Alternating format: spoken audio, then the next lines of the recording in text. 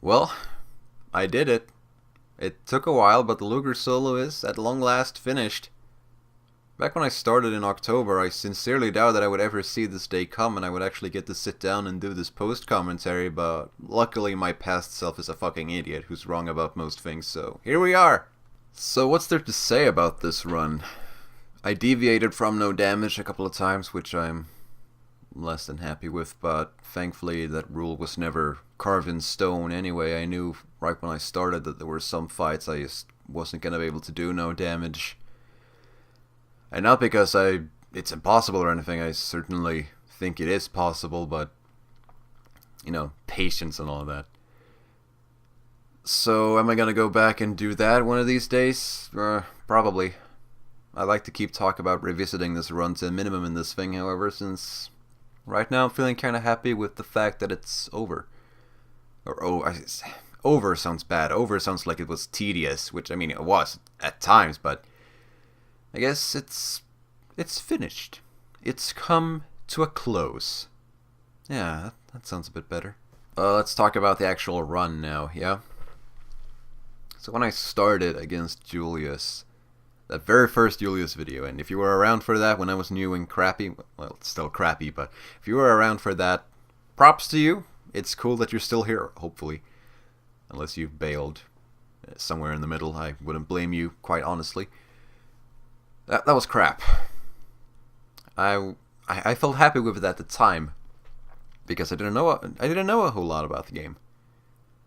And then as I progressed, I was like, wait a minute, there's actually stuff you can do with just the swords. Don't be an idiot, Vic. There's stuff to do here. You're just too lazy to do it, aren't you? So I went back and did it again, and I'm a lot happier with that video. I still am to this day. The reworked version, that is, not the first one. What? I'm not fucking crazy. Anyway, yeah, so one of the things I did, and something I've done with every run so far, is I never do practice runs.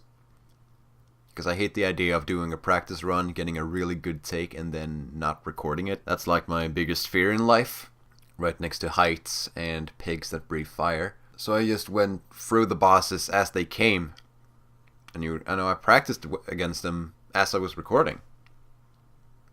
You know, and I think I learned a lot by doing that, because it was a trial by fire, and I think that was really healthy in retrospect. I learned a lot from it, and I would recommend that method to anyone who's considering doing a Tales solo of their own. Which, please do. Please do. It's fun. Trust me. So by using this trial by fire method and not doing a preliminary practice run against all the bosses, you know, for better or worse, some takes or some videos I would put up would just be the first successful take I'd ever gotten against that boss. That's the case for most of them now that I think about it, for better or worse again. And when it is for worse, I will rework them. And when it's for the better, I just kind of stick with it. Just kind of accept that, yeah, this is how it turned out. And it's strangely kind of good. So that's nice. I think more than anything, my mechanics in-game really improved throughout this run. Like, for example, during my first playthrough and those first couple of bosses in the solo, I never used jump cancel. And that's hard to believe if you watch some of my later videos. And then I've never used quick drop on anyone. Then I just tried it out on a whim because I had a silly combo idea in my head. And now it's one of my favorite skills ever on Ludger. I like to implement it as much as I can because it's cool, it's underrated, and it really increases his aerial setup potential.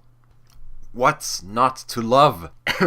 Sorry, got a bit passionate there. But yes, it's obvious that a lot of growth has happened during this run, and I'd say it's the most obvious when you watch one of my earlier videos and then watch one of my later ones. And I'm hoping that the growth and the development I've had as a player, not only as a Ludger player, but that as a general player of Tales games, that will transfer over when I eventually start doing other runs in both this game and in other games.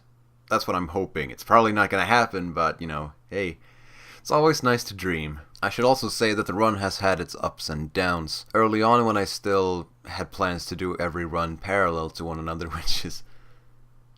That was an undertaking that was a bit beyond me at the time. So I learned from that. That was stupid. Duly noted. when I got stuck on Rowan with Jude, infamously. You know, that halted the entire run, so I rehauled everything, and now it's a lot better. But then I really thought, well, this is it. I'm not gonna get much further. That was what, 2 bosses? Hey, Vic, you had a good run. Congratulations. But no. That didn't feel good at all. And as I went forward in the run, I remember that, hey dude, you conquered Rowan with Jude, you can do fucking anything. And, you know, that only got me so far, since then I got stuck on Volt as well, which was great, so I had to redo the entire run. Or I started a new save file, rather. And that's when I did the reworked Julius fight as well. I've gotten stuck quite a number of times, most notably against Rideau 2. Rideau 3 strangely didn't take that long. Rideau Ivor, I suppose. Rideau Ivor didn't really take that long, actually. Because when I went into that, I knew that I wasn't going to attempt it no damage, and I had a strategy from... I was loosely based on what I did in Rideau 2, so I just kind of copied that over, altered it very slightly. So it worked in the end. It worked out, rather, in the end, pretty well. Towards the end of the solo, I did this video buffer thing where I just sat down one day and recorded a bunch of bosses that I stockpiled.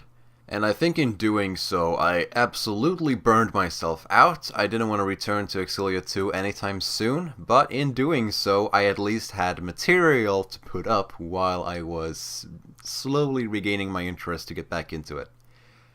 Which was needed, because Chronos 3 was the next boss I had to do. And that boss sucks. And after that, it was gonna be Beasley, and he sucks too. So that was great. That was fucking fantastic. But, you know, needless to say, I conquered it, and here we are. I think that's really all I had to say about the Ludger run. I'm just gonna quickly go over what you can expect from this channel in the immediate future. First and foremost, I'm gonna finish the Metroid Fusion 1% boss run. I've got a couple of videos recorded for that. I've had them for quite a while, actually, probably a few weeks now. Because I got stuck on a boss there that's... less than fun, shall we say. So I've got a bit of a video buffer there, so you can expect that to finish hopefully this month at least. Depends on how long that boss takes. So I plan on doing that first, and of course plans can change depending on what else pops up. And then there's Jude and Alvin, who are both stuck on Rideau 2, and as I said earlier on in this, I'm feeling kind of done with Exilia 2 at the moment, so I'm not going to revisit them anytime soon. Possibly this summer. There are some things I want to try before then. And I will keep those projects a secret until the time comes. And there's also Tales of Systeria, which I'm still playing through. I'm still on my first playthrough there. That game is a slog, really. Haven't really been motivated to play it a whole lot.